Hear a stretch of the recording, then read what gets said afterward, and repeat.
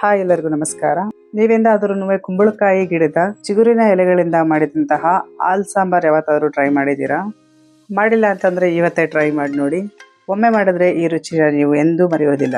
ಮೊದಲಿಗೆ ಈ ರೀತಿ ಕುಂಬಳಕಾಯಿ ಗಿಡದಿಂದ ಎಳೆಯ ಚಿಗುರುಗಳನ್ನ ಬಿಡಿಸಿ ತಗೊಂಡ್ಬಂದಿಟ್ಟಿದ್ದೀನಿ. ಇದರಲ್ಲಿ ಈ ರೀತಿ ಮೀಸೆ ತರ ಬಂದಿದೆಯಲ್ಲ, ಇದನ್ನೆಲ್ಲ ತೆಗೆದುಬಿಡೋಣ. ತೆಗೆದ್ಬಿಟ್ಟು ಇದರ ಚಿಕ್ಕ ಚಿಕ್ಕ ಎಲೆಗಳನ್ನು ಮಾತ್ರ ಬಿಡಿಸಿ ಈ ತರ ತೆಗೆದಿಟ್ಕೊಂಡಿದ್ದೀನಿ.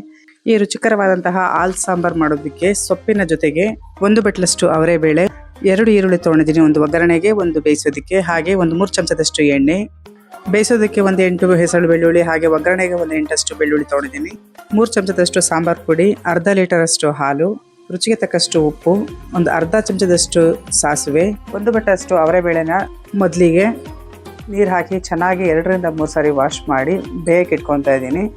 ಒಂದು 5 ನಿಮಿಷ ನೆನೆಸಿ ತೊಳೆದ್ರೂ ಕೂಡ ತುಂಬ ಒಳ್ಳೆಯದು. ಅವರೆಬೇಳೆ ಬೇಯೋದಕ್ಕೆ ಸ್ವಲ್ಪ ಟೈಮ್ ತಗೊಳುತ್ತೆ. ಸೊಪ್ಪು ತುಂಬ ಬೇಗ ಬೇಯೋದ್ರಿಂದ ಬೇಳೆನ ಚೆನ್ನಾಗಿ ಬೇಯಿಸ್ಕೋಬೇಕು. ಬೇಳೆ ಬೇಯ್ತಾ ಇರಲಿ. ಈಗ ಒಂದು ಪ್ಯಾನಿಗೆ 1 ಚಮಚದಷ್ಟು ಎಣ್ಣೆ, 1 ಈರುಳ್ಳಿ, ಒಂದು 10 ಬೆಳ್ಳುಳ್ಳಿ ಹೆಸರನ್ನು ಹಾಕೊಂಡು ಈ ಥರ ಚೆನ್ನಾಗಿ ಫ್ರೈ ಮಾಡಿ ತೆಗೆದಿಟ್ಕೊಂಡಿದ್ದೀನಿ.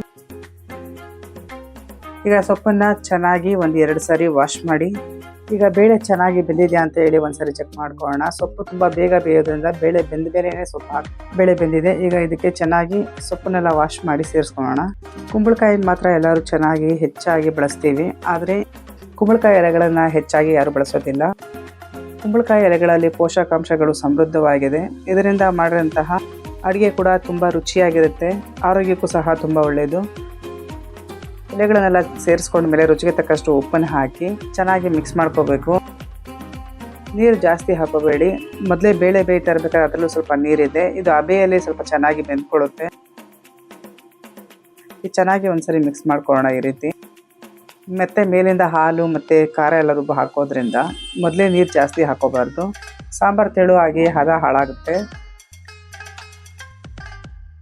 ಒಂದು 2 ನಿಮಿಷ ಈ ಥರ ಚೆನ್ನಾಗಿ ಮಿಕ್ಸ್ ಮಾಡಿದ್ರೆ ಬೇಗ ಬೆಂದ್ಕೊಂಡು ನೋಡಿ ಎಷ್ಟು ಸಾಫ್ಟ್ ಆಗೋಯ್ತು.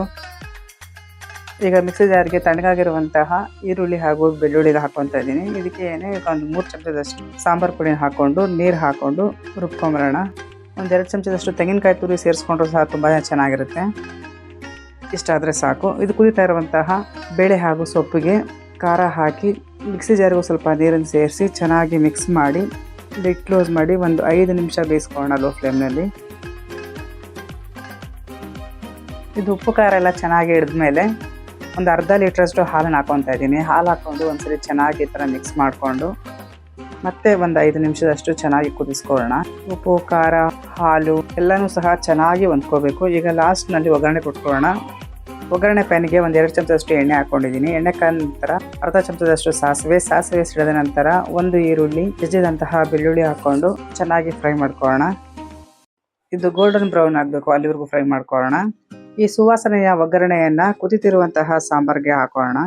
ಒಂದ್ಸರಿ ಚೆನ್ನಾಗಿ ಮಿಕ್ಸ್ ಮಾಡ್ಕೊಳ್ಳೋಣ. ಇಷ್ಟೇ ಸ್ನೇಹಿತರೆ, ಬಾಯಿಯಲ್ಲಿ ಕರಗುವ ತುಂಬಾನೇ ರುಚಿಕರವಾದಂತಹ ಕುಂಬಳಕಾಯಿ ಸೊಪ್ಪಿನ ಹಾಲ್ ಸಾಂಬಾರ್ ಸವಿಯಲು ಸಿದ್ಧ ಆಗಿದೆ.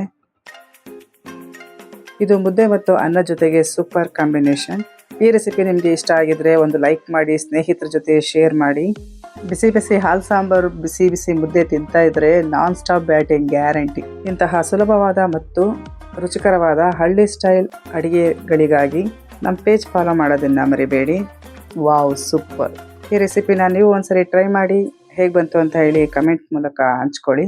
Thanks for watching.